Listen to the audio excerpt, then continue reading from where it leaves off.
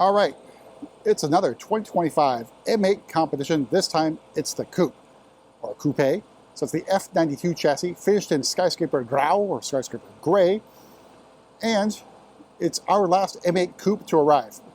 Now that's because all the M8 convertible Coupe, Grand Coupe are sort of interchangeable. In other words, you can flip them to something that you need. Anytime we get a Coupe on the M8 variety, we're flipping that to a Grand Coupe because those ones, at least for us, tend to sell better. But we begin up front with our standard laser lights and shadowline lights. We have M8 badging in the grille, vertical kidney slats, double side of course, parking assistance camera there in the middle, which means this has the driving assistance package. Down below, driving assistance pro sensor. I will note, M8 Coupe production has ended as of filming. So you can no longer get a brand new M8 Coupe anymore. It's all gone. It's a sad day, but let's move to the side. It's style 811Ms. They are black. And then the M compound brakes, the red calipers, and the tire lottery lost the Pirelli P0s. Note this car does have the carbon exterior package. It means you get carbon fiber here around this inlet here, as well as the, basically a splitter, if you will. Our side blade breather grille, also in carbon fiber, except this part here in black, and M8 badging, which you really can't see. And this is more of a decorative design here. Of course, the M8 Coupe, I think, the best looking BMW I guess I can't say currently made, recently made, maybe? Of course, based off of the M8 GTE race car, which was somewhat successful, at least in IMSA. So back to back in terms of years of 24 hours the Daytona race, wins, a few other victories. Off the top of my head, I think Laguna Seca and a couple other ones.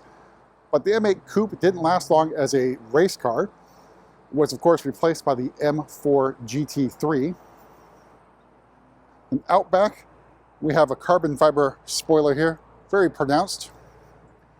We have M8 competition badging in high gloss black.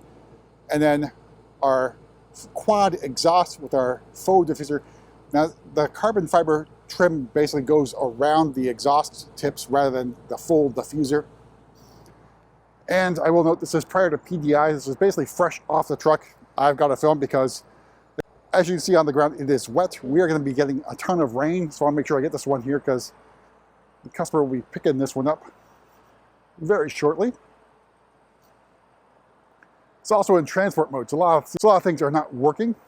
But we'll go inside, go over pricing and options on our last M8 Coupe.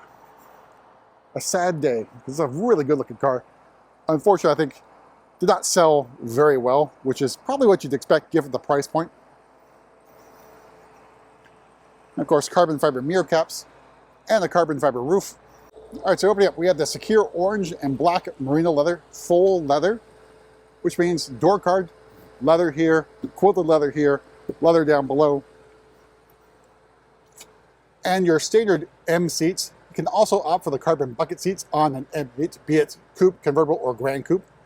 We have M8 badging that lights up with a head restraint. Very nice quilting effects. I think really well bolstered seat, comfortable. I think the only drawback is not multi-contour.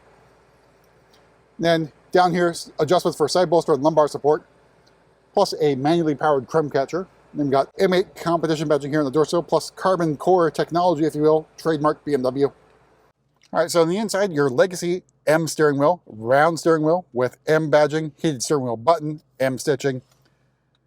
Over on the left-hand side, controls for assisted driving and cruise control. And then red M1, M2 buttons. In front of me, the legacy iDrive 7 live cockpit with the driver attention camera there. And heads-up display and full leather dashboard, of course. No expense spared. Then, if this is working, this will be the central information display, plus your legacy controls for climate control and other buttons. Carbon fiber trim here, M8 competition badging. And we got the embossed M emblem on the gear selector, plus M stitching. Red start-stop button and iDrive controller. All right, starting price, the 2025 M8 Coupe is $138,800, so it is not an inexpensive car. Skyscraper Grey included, secure orange, black full leather, $3,500. Driving assistance package for another $100. Driving Assistance Pro for $1,700. See everything else there included to get down to the Bowers Wilkins sound system for $3,400. M Drivers Package for $2,500. That gets you an increased top speed limiter, as well as a one-day school at the BMW Performance Driving School. Carbon Exterior Package for another $5,400, and we got wheel locks, all their floor mats, all told. MSRP of this particular example, just a little bit under $158,000. Of course, there are programs on the 8 Series and the M8, as well as discounts, I'm sure. All right, so moving to the back here, getting in the back seats if you're a masochist. Pull this lever up, seats forward, seats pull forward, and then you got room for 2 more passengers.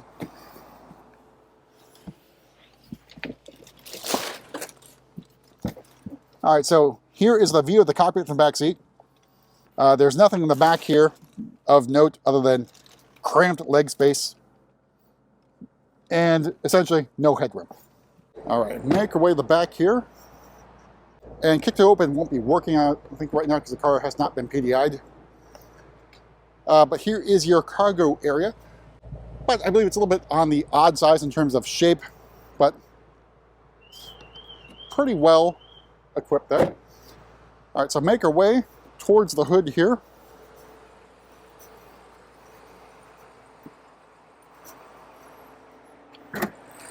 All right, so underneath the hood here is the S63 V8 4.4-liter twin-turbo engine, 617 horsepower, and 553 torques. But that's it for a quick tour around the last of the M8 Coupes. And if you actually want to drive this car, BMW PC West does have them. Drove them in the Advanced M School on the big track. They are quite fun and very quick. But that's it, and say goodbye to the M8 Coupe.